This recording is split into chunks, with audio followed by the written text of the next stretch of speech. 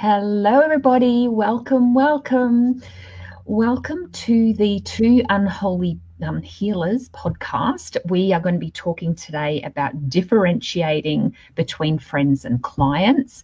I'm Keryn Lee, and I'm here with Collean O'Brien. We have a great chat prepared for you today. We love letting you into our private lounge rooms where we gasbag and gossip and talk about all things healing. And thank you for being here. So welcome, Collean. Thank you, and thank you, Keryn. Yeah, I love that lounge room where we're two healers talking shop, right? And I love that all of you are coming in to help talk shop with us. So thank you so much for being here and for viewing. I'm going to invite you right here at the top of our what is this? It's a show. Yeah, I can talk. Because we love when you guys engage. So, first of all, thank you for everybody who's here live. We see you. Thank you so much for those who are viewing now. And for those of you who are watching the replay, thanks so much for click and play.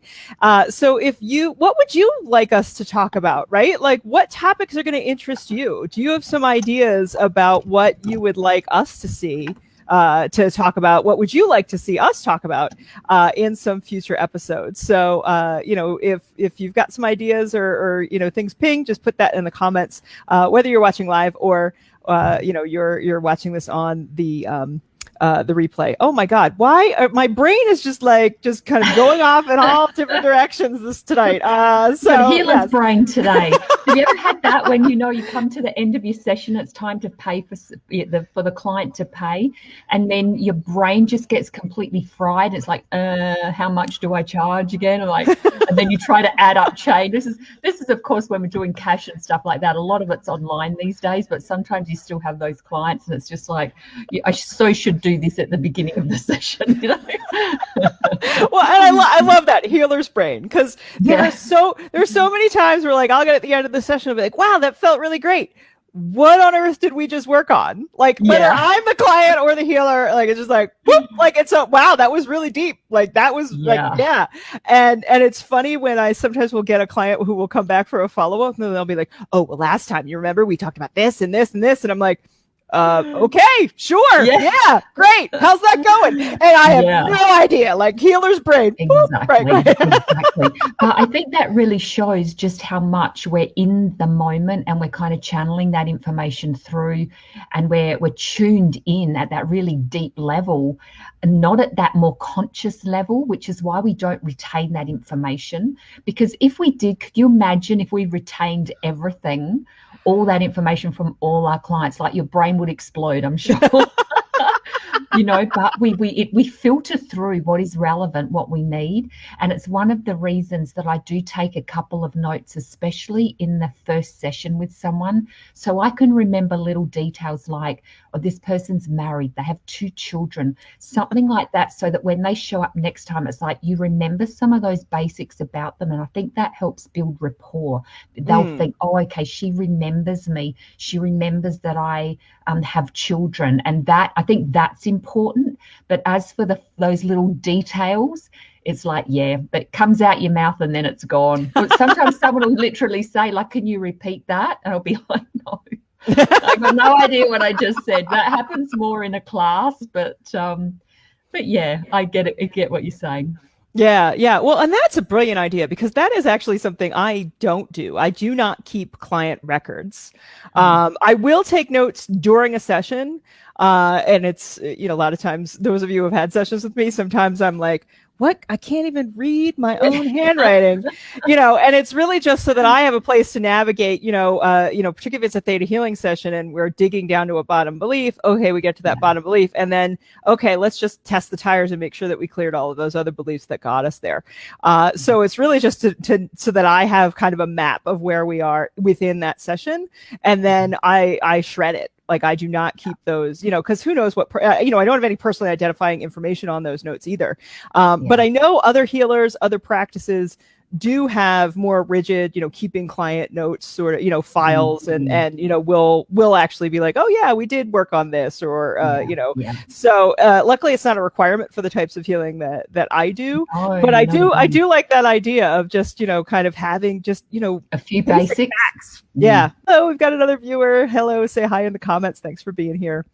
So today we're talking about differentiating between your friends and your clients, because some of your clients will become your friends and some of your friends will become your clients, but not all of your clients are going to be your friends and not all of your friends are going to be your clients. And so how do you tell the difference? And what do you do when it gets awkward, when your friends want to be your clients? And yeah, healer's brain. Yes, thank you, Catherine. Yep. And now that we talked about healer's brain, how can healer's brain save you from, having to differentiate between friends and clients? Like, oh, wait, I thought you were my client. No, you're my friend. Ha ha ha, healer's brain. This is going to be a thing now, isn't it? Healer's brain. Oh my God. We come up with these topics and then we sort of tend to talk about something else. So, yeah. So, welcome to the Healer's Brain podcast. And everything else that incorporates. Let's talk a little bit about differentiating friends and clients. So, because as you said before, relationships evolve over time. And you may start off with someone as a client and that relationship may grow into more of a friendship. I must say that now I have more of a, if a client is a client, they're a client. I don't usually really cross over much because I think it muddies the water. And it doesn't mean that this won't change in the future. This is kind of where it is now. And in fact, if I give an example, I did a basic theta healing class for, a group of lovely ladies who all got along really, really well, formed these great friendships. Afterwards, one of them said, let's set up a Facebook group. So they did that so they could connect afterwards. They also invited me into the group. They set up a lunch and everything. They were very kind enough to invite me along as well. And when I really kind of fell into the energy of that, I thought, what contribution is it actually going to be for me to be there? How's this going to work? Because technically I was the teacher and they were the students. And even though most of them I'd known for a long time, they've been clients for a long time, it's like, what's the right thing to do here? What's going to be the best thing for me to do? And I actually ended up not going to the lunch, even though I would have loved it and it would have been amazing. And I actually ended up not staying in the group. And I said to them, I feel that it will be a greater contribution for me not to be there, because what would happen is if I showed up in a group like that, because I'm the teacher or the healer, there would be a tendency to end up talking about teaching and healing. And then I end up teaching, not necessarily healing, but kind of teaching in that environment. So then I'm working and not getting paid for it. And then on the other side of that, it doesn't allow them to grow in their own way, away from me. So if you may have noticed this in classes and stuff yourself, when you have a group and you're talking as a group and you're the teacher, quite often you'll be the center of attention because people are talking to the healer and they're asking you questions and all that. Then you go out of the room and the people are left to chat on their own, and they will get their own wisdom happening. They will share their own experience and all of that. And that's really valuable. People need to do that as well. It's not all about you, the teacher, or you, the healer. So, and I wanted it to be the same for them in their lunch, that they actually got to have their own experience without me being the teacher in that environment. Does that kind of make sense? Like, I'm not trying to be sort of big-headed about it, but I'm trying to look at it from the perspective of, how would this actually serve me and how would it serve them? Do you know what I mean? Yes, that makes complete sense to me. And the way that I always think of it is, if I were a student, like if I put myself in somebody else's shoes, how would I feel if the teacher was there? I mean, I think it's lovely that you were invited, that they wanted to include you. They're such lovely ladies, really lovely. Yeah. But because of the way that you had all met, the role that you had and the relationship that you had with them wasn't, I don't want to use the word wasn't equals, but there is a difference in status, right? Yeah. And I use the word status in terms of, a lot of times you come across it with like character development, right? Like which character has higher status than the other one. Mm-hmm. And, when you were the instructor, you were the teacher, like you said, you were the center of the attention. Everybody was looking at you. So you had that higher status in that situation where it was appropriate. Come out of the classroom and it's more of a social interaction. It really isn't appropriate for having somebody of higher status there really changes the dynamic of what you had already sensed would have been the intention of that gathering. So I think that really speaks to how much discernment you have of being able to read that situation, how much you really love those students to take yourself out of the equation and allow them to grow and expand without you, right? Mm-hmm. Like you that's totally not an ego-driven decision, right? Like if you're an instructor and you have to be the center of attention, and like there's no way you would have made that decision to step out, right? So I think that's a perfect example, and there's nothing right or wrong about it. Like, because there can be situations where, that status does change. I mean, you and I have been each other's student and each other's instructor in a number of different situations. And it's been really lovely, right? And we just even chat too. Like we've been each other's clients, we've just been each other's friends. That is sort of the relationship that we have with each other. But I don't have that relationship with all of my clients or all of my students. Sometimes it will grow and change. I may, create with something with them, or I may just, talk off the record, right? Like, hey, let's just be two people like having a conversation about something that's not related to healing or how we met at all. And that's really lovely too.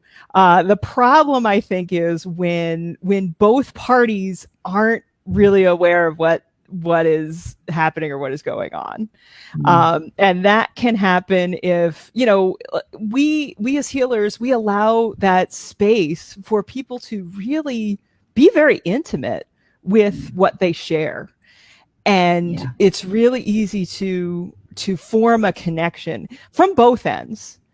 When that is open up, because your barriers are down, you're both allowing yourself to be very vulnerable.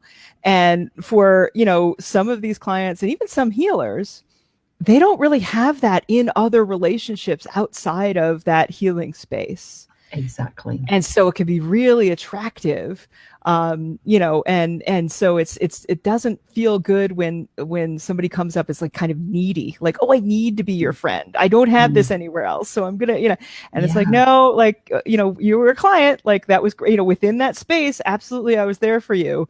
But we're not in that space. That relationship is only within these particular bounds. So I don't have necessarily a particular story about that happening. I guess I've been really lucky that I haven't really had, clients come and need, or maybe I'm just really good at being like, oh, I see this happening. Like, nope, if you want this, you have to book a session. Like I'm usually pretty good at that, when somebody's like, oh, can you give me this? Can you give me this? Because sometimes, clients who will try to be your friends or think that they're your friends, they'll try to take advantage of you. They'll be like, oh, can I just get this for free? Like, and that's the problem. They will draw out the session and want to chat afterwards. And, it's interesting because some of my older clients, there's a couple that probably stretch the boundaries a little bit, but that's on me. I'm responsible for that, not them. And sometimes that can serve you. Sometimes it's nice to be like, hey, let me just be a person for a few minutes and like, like a cool down sort of thing, right? Like, like let's just you have to like watch it. You have to, if you start feeling, that there's something out of balance, right? Yes, like if there's something out of balance, then exactly. So yes, as you were saying, you do go into that very intimate space with someone, and they may not have been heard at that level before. So that does set up that very, attractive relationship. But at the same time, this also comes down to boundaries as a healer, and making sure that you set what are you going to accept? It's like this morning I got a phone call at like 8 o'clock. I'm like, no, I'm not answering a phone. I don't start till 9. Now, I would not have done that a couple of years ago. I'd been, oh, yes, I'll answer all the phone. Yes, you can ring me in the middle of the night. You know what I mean? Yep. No, that's not okay. So the person didn't leave a message, but that's okay. I'm willing to lose that client rather than, not care for myself.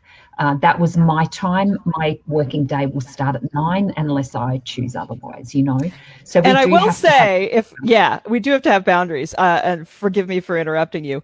I have some really great clients who do respect that, and even if they do say, and I've even done it with some healers as well. It's like, hey, look, I know this is probably off hours, or sometimes I'll be like, look, I'm in crisis. If you can see me today, that would be amazing. But I also respect that you might have other stuff scheduled today.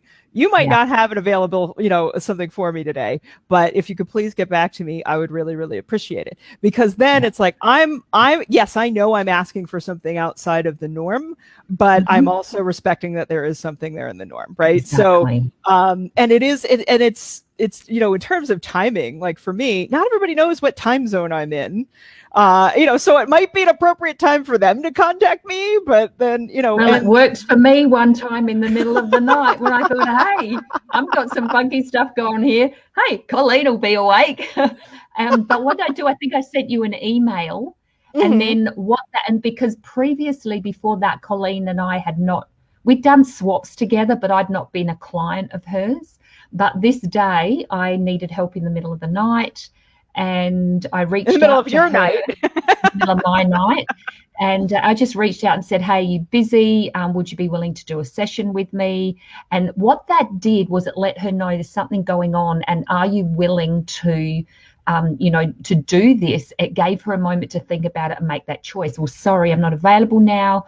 Or, I'm happy to do that. So, by sort of sending that message, it allowed her to make that choice. I have a couple of clients who, tend to get themselves in a bit of a pickle sometimes, and they will do the same. If it's important, they will message me, and then I have the choice to say, yes, this will work for me, or no, this won't work for me.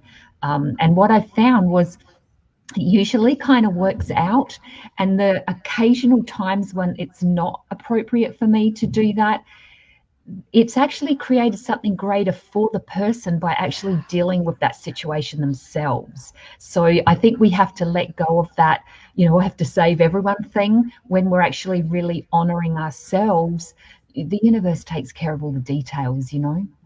Yeah, it is really amazing how, sometimes you'll twist yourself up into knots like, oh my God, I couldn't be there for them. Like, what's going on?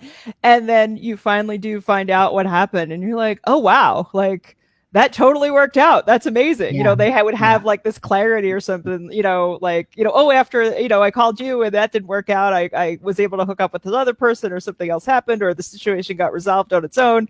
And I love that. I love when, and it's a great reminder to be like, hey, you don't have to save everyone. Like the universe does revolve all around you, but it also doesn't revolve all around you at the same time.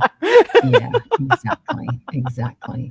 And so let's talk a little bit about friends who become clients, because we've looked at the other way. Let's do it the other way around, because sometimes, especially when you're starting out as a healer, you have friends, you want to do some healing, you want to practice on people. So come on, everybody, let me practice my stuff on you. I think we all know that person who went to massage school was like, I need bodies.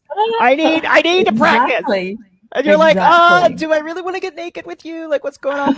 But, as healers, I mean, we're getting energetically naked. Like, we are really being very, very vulnerable. So, a lot of my friends, like even my family to this day, they're just like, nope, no thanks. I don't want to do that.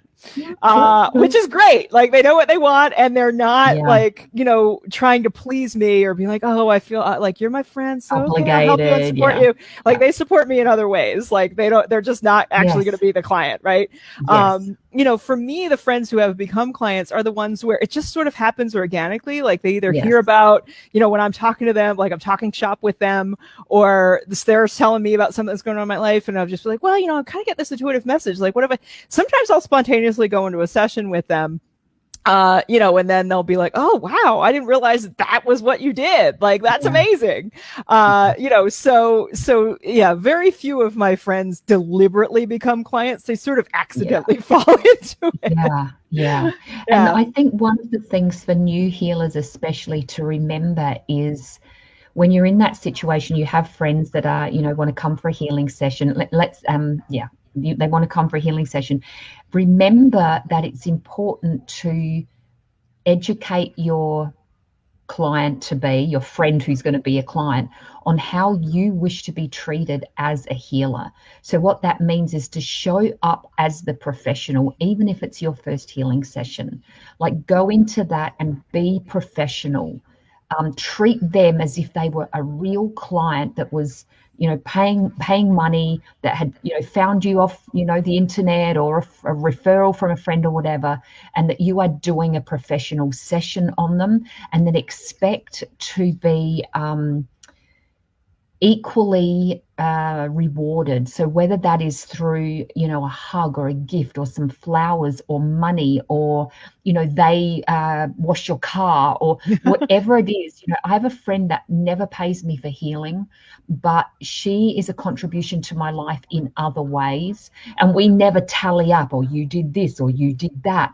But energetically, I feel balanced with her. Now, I don't have that with really probably anyone else in that same way. It's just a unique thing that feels right for us. And I have some different sort of agreements, unspoken agreements with other people on how we work together. But the most important thing is when you show up for that healing session, that you become the healer, you respect your boundaries, you teach them how to respect your boundaries. And then when that session is over, you become the friend again. Because if you don't take yourself seriously and what you do seriously, and treat it as a profession, then they will not treat you that way either. So you have to educate them. Well said, Keryn. I don't think that I can add anything else to that. Surely not, Colleen. It was just so perfectly said. So yes. So I think unless there's anything else you wanted to add, Keryn, I think that's probably a great place to wrap up. Some great advice, some great experiences that we were both able to share. So thank you all for watching. I hope you'll be able, I hope you'll be able to tune in to our next one, which what did we say? Our topic's going to be about the intuition of the body. Which is going to be super fun. I'm very excited for that one, because both Colleen and I love working intuitively with bodies and talking to body parts and all sorts of crazy stuff. So we're going to talk about that next time. What else do we need to share? Have you got anything happening, or? Well, I do have some theta healing classes coming up. The one that's coming up at the end of the month is the You and the Creator class. Both Keryn and I have taken that, and which is super fun. So if you are a theta healer and you've taken the basic, advanced, and dig deeper classes, you are able to take the You and Creator. So if you're inspired to take it with me, do check out my website. I will show that up here, ColleanO'Brien.com. So that's the big thing that I've got going on. So thank you for letting me share that. I do also have, I think you have, Keryn, a basic class that's coming up that same weekend. I do. So at the end of this month, I have the basic, and then every month after that, I have a follow-on class. So the advanced will be the month after, and then dig deeper, and then You and Creator. And then I will be teaching the manifesting in abundance. Ooh. And I think that's around, so July, August, September, October. I think that's around October or maybe November, but that'll be my first time teaching that one. I'm doing the training next month, I think, actually. So I'm looking forward to that one. But also, so if anyone is in Adelaide and would like to do that class, I'm not doing them online at the moment, but I am looking at that possibility for the future. But I do have a class I'd like to share about. I'm going to be doing just a small evening class, evening in Adelaide, next month, early next month, about eating disorders, the hidden truth about eating disorders. This is going to be a really dynamic talk and class and chance to clear some energy and look at some of the deeper reasons why people have issues like anorexia, bulimia, compulsive overeating, food allergies, food sensitivities, food anxieties, all of these types of things. This is just what I've discovered from having my own issues many, many years ago, and also working with people, these issues, some of these deeper secrets that I have discovered through working with these issues. And so we'll be diving into that. So we can post a link when I get all of that organized, and feel free to come along and check that. Or if you know someone that has some stuff going on with these things, feel free to let them know. And also, if you're watching and you're not already on Keryn's mailing list, go to her website there and join her mailing list so that you can get the update when all of the details of that class is going to be made public. So there's a lot going on in that class. There's you don't think about all of the stuff with food and all of the stuff that's mentally, emotionally going on with food. So I have a feeling that's going to be a really transformational class. It's going to be interesting because it's nothing to do with the food. That's the symptom. It's about all the other stuff, and that's the juicy stuff that I love talking about. So I'm very excited to share that one. Awesome. So yes, I think that's about it for us. That's a wrap. Yes. So thank you so much all for joining us. We'll be back in 2 weeks. So that is the 29th of July, Adelaide time, the 28th of July, US time. And we're going to be talking about the intuition of the body in our next episode. And of course, please do, if you've got any other ideas about stuff that you would like us to talk about, do leave them in the comments. Let us know. We're Two Unholy Healers. So for Keryn Lee and myself, Collean O'Brien, thank you all so much for joining us, and we'll see you on the next one. Thank you, everyone. See ya. Bye-bye. Bye.